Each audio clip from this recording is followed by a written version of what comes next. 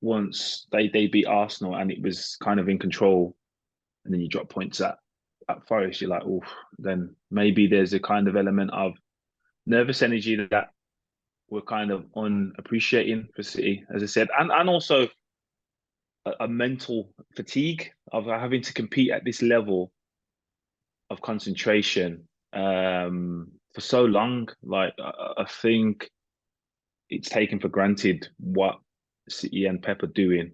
Um, it's a massive achievement what Arsenal are doing, considering they were one of the teams hopefully to get top four. Do you know what I mean? And then all of a sudden they're like potential title winners. So again, I think both of these two teams deserve a huge amount of credit because not only are they setting or continuing the standard for in Man City's case, it's kind of like they're doing it in a way that everyone is enjoying to watch. So it gets harder. The fact that you're mentioning the stakes going up, then it's definitely harder as it gets closer to the end and the objectives are near and the goals near. It doesn't get easier. The pressure obviously ramps up. So it's just who can manage that. Again, it's a relatively new experience for this group of players at Arsenal, not Arsenal as a club, but this group of players. So again, it's going to come down to whose composure is at the optimal peak, and that doesn't necessarily mean the top. It just means imbalance of kind of emotions don't kind of overhaul the game and the occasion.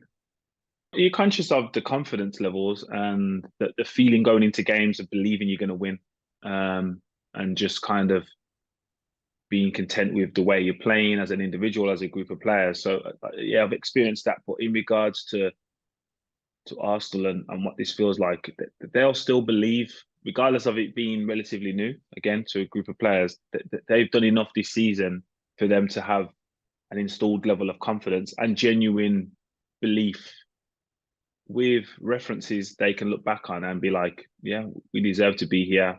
It's not by default, it's not by luck. Um, and they kind of have a fear factor now. Like teams know Arsenal can put you to the sword within a short space of time. And that's for me is what has set them apart from other teams is like teams aren't dominating this season, especially for 90 minutes. We've seen Liverpool and City do that recent years. It's now we may have 30, 40 minute spells and we can put you to the sword. Arsenal have done that, and then all of a sudden the game's over.